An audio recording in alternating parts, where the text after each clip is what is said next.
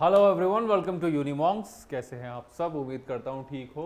12 मार्च को आपका रजिस्ट्रेशन का जो प्रोसेस है ये ख़त्म हो जाएगा, तो अब थोड़ा सा आप लोग सीरियस हो जाओ और इसको भरना शुरू कर दो।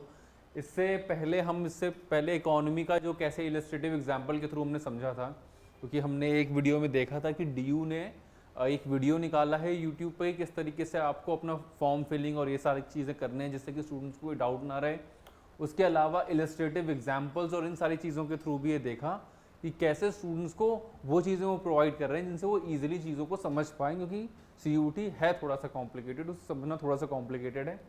स्टिल जो ये इलस्ट्रेटिव एग्जाम्पल वाला चीज़ है ये काफ़ी ज़्यादा अच्छा है, क्योंकि ईजिली ये समझा दे रहा है स्टूडेंट्स को ऐसे ड्रॉ कर करके कि क्या क्या चीज़ें हैं जो आपको पर्टिकुलर कोर्स के लिए, मतलब अरेबिक से लेके और इकोनॉमिक्स तक कोई भी ऐसी चीज़ नहीं है, कोई भी ऐसा सब्जेक्ट नहीं है जो आपको अगर ड्यू से पढ़ना है तो ये इन्होंने छोड़ा है कि आपको स्पेसिफिकली क्या क्या कॉम्बिनेशंस, क्या क्या परम्यूटेशन कॉम्बिनेशन होना चाहिए जो लगना चाहिए। ठीक है, तो इससे पहले हमने इकोनॉमिक्स की बात की थी, आज हम बीकॉम की बात कर लेते हैं, ऑनर्स और बीकॉम सिंपल दोनों। कि इसको अगर स्टूडेंट्स ड्यू से बीकॉम और बीकॉम ऑनर्स करना चाहते हैं, और ये काफ़ी सब्जेक्ट्स हैं जो बहुत ज़्यादा डिमांड में रहते हैं ड्यू में, तो अगर इनको स्टूडेंट्स को लेना है तो वो किस तरीके से अप्रोच करें, किस तरह के कॉम्बिनेशंस को अप्रोच करें, वही ड्यू ने जो इलस्ट्रेटिव एग्जाम्पल दिए हैं उसी के थ्रू हम समझेंगे और ईजिली इसके थ्रू समझ भी आ जाएगा। जैसे अगर आपको बीकॉम ऑनर्स लेना है तो हमने बात की हुई है पहले इससे कि जो CUT है उसमें हर यूनिवर्सिटी का अपना क्राइटेरिया है। कुछ यूनिवर्सिटीज़ ने लिए हैं, कुछ ने नहीं लिए। जैसे अब रिपोर्ट्स ये आ रही हैं कि जामिया इससे बाहर हो चुका है, कि जो थोड़े से टोकन कोर्सेज उन्होंने रखे थे उससे भी उन्होंने कहा कि अब हम वो भी नहीं डालेंगे। लेकिन अब UGC ने उन्हें, इससे पहले तक पिटीशन चल रही थी, प्रेयर पिटीशन की कर लो, अब थोड़ा सा स्ट्रिक्ट फॉर्म में ये कहा है कि you have to follow the rules which are being followed by all the universities. खैर वो देखते हैं, उनके रिप्लाई पे देखते हैं क्या होगा। तो जिस तरीके से हर यूनिवर्सिटी का उस तरीके से हर कोर्स का भी अपना अपना एक क्राइटेरिया जिसको फॉलो करना है। तो जैसे हमने इकोनॉमिक्स को पहले समझा था कि उसमें आपको मैथ्स लेना ही पड़ेगा, वरना उसके अलावा आप इकोनॉमिक्स को परसुएट नहीं कर सकते हो। किसी को अगर इकोनॉमिक्स को देखना है तो प्लीज़ उस वीडियो को जाकर ज़रूर देखें। पर अगर बीकॉम ऑनर्स में चाहिए तो क्या प्रोग्राम स्पेसिफिक एलिजिबिलिटी है कि 2 तरीके के कॉम्बिनेशन आपके बन सकते हैं। ठीक, कि आप इस कोर्स को 2 तरीके से परस्यू कर सकते हो। पहला है कि any one language from list A.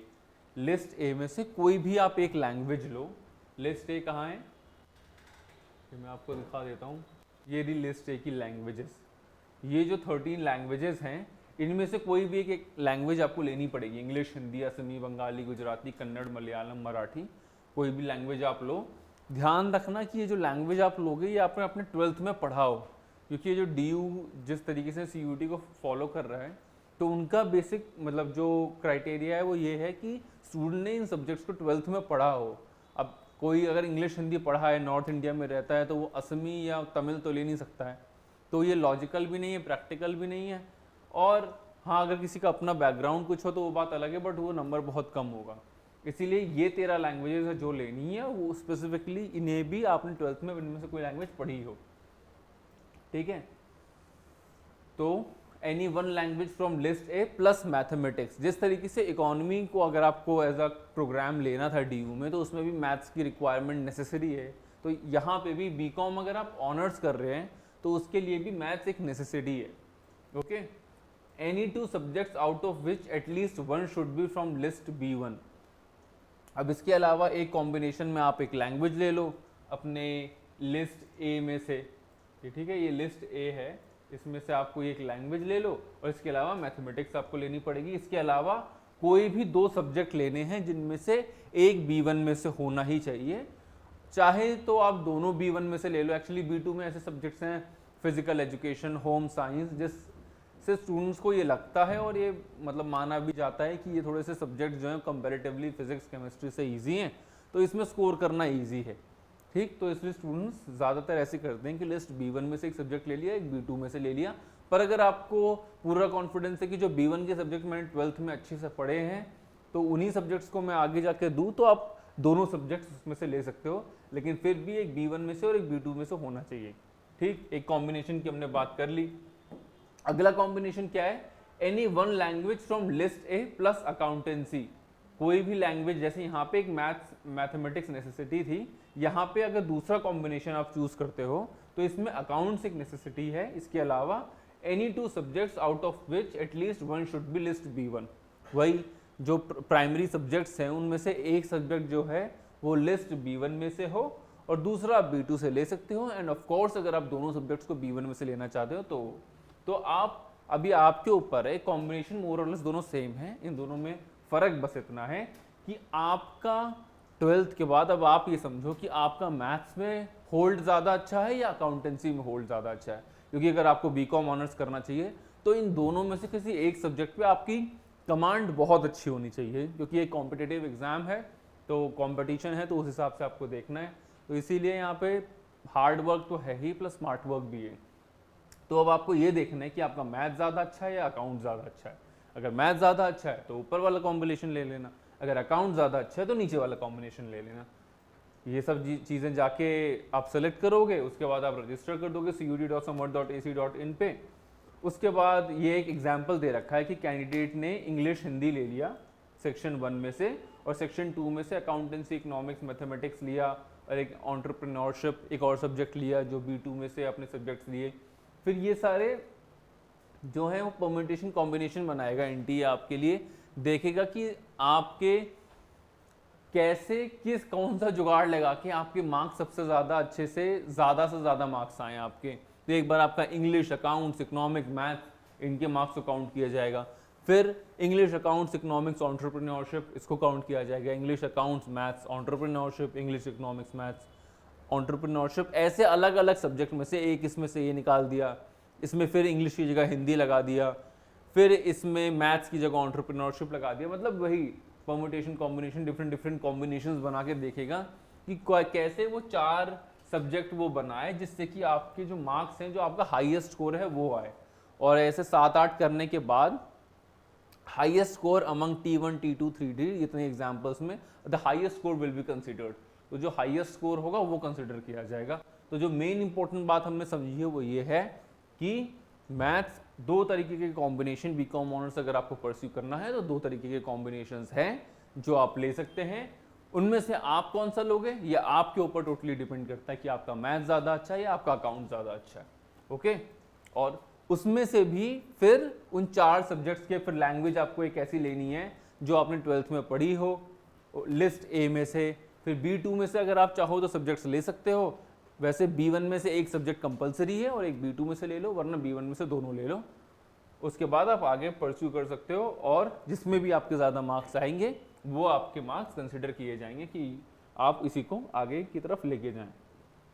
अब हम अगर दूसरा बीकॉम ऑनर्स के बाद स्टूडेंट्स का जो दूसरा जिनका इस फील्ड में इंटरेस्ट रहता है, जैसे अगर कोई ह्यूमैनिटीज़ बैकग्राउंड का है तो वो या तो सोचता है कि पॉल साइंस मिल जाए या हिस्ट्री मिल जाए, ज्योग्राफी में से कोई एक सब्जेक्ट मिल जाए। तो जो कॉमर्स के बच्चे हैं वो ये सोचते हैं कि बीकॉम ऑनर्स मिले या बीकॉम मिले।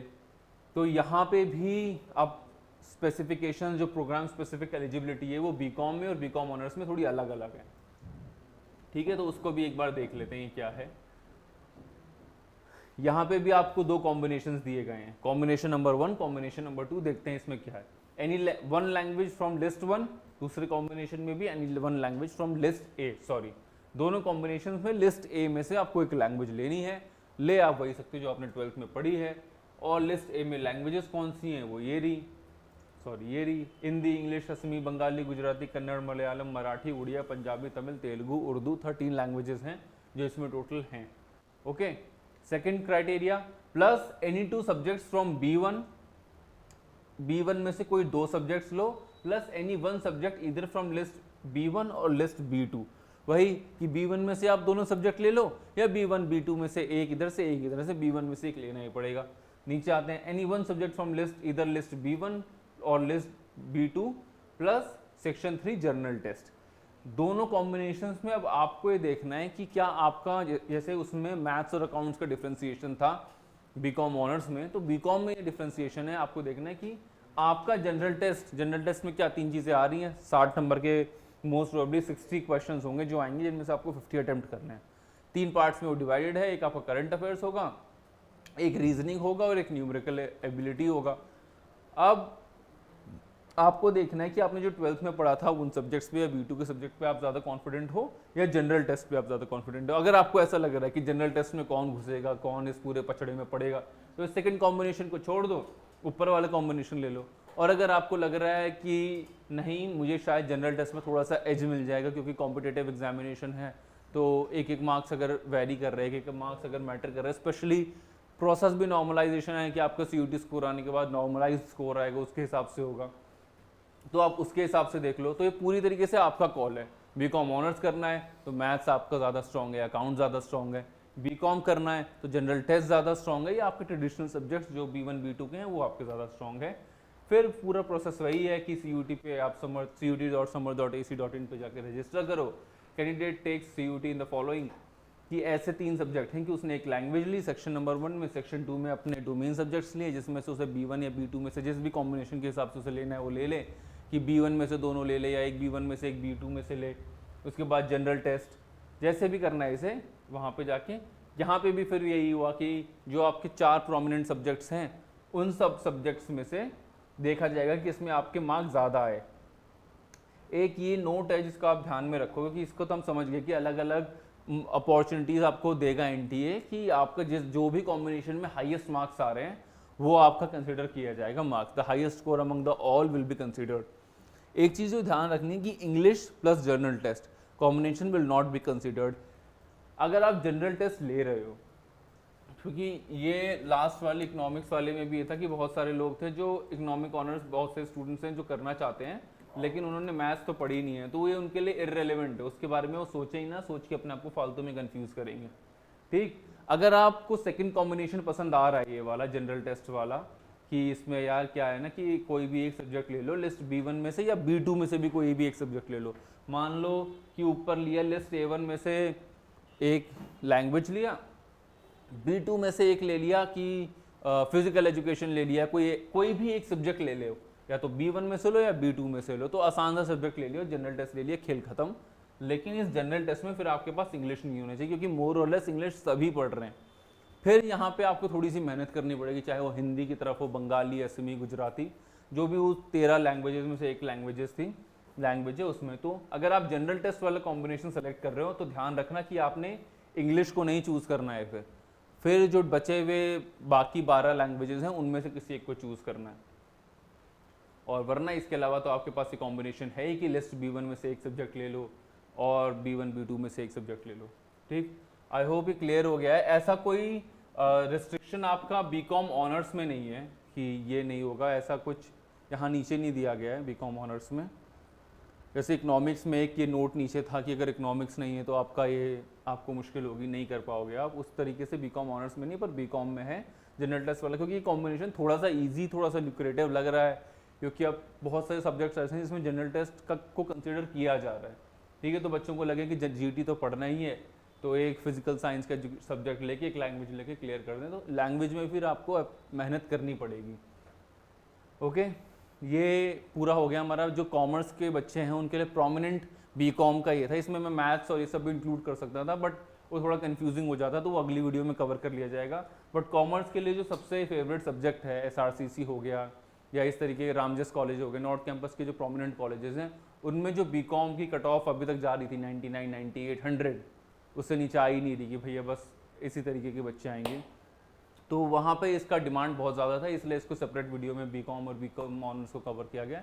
इसके अलावा हम कॉमर्स के और भी जो अकाउंट्स या मैथमेटिक्स हैं उसके लिए क्या रिक्वायरमेंट्स है, क्या कॉम्बिनेशन है, सब कुछ ऑलरेडी दे रखा है, आप एक बार आके खुद भी देख सकते हो, वरना हम तो आपको कवर करवा ही रहे हैं।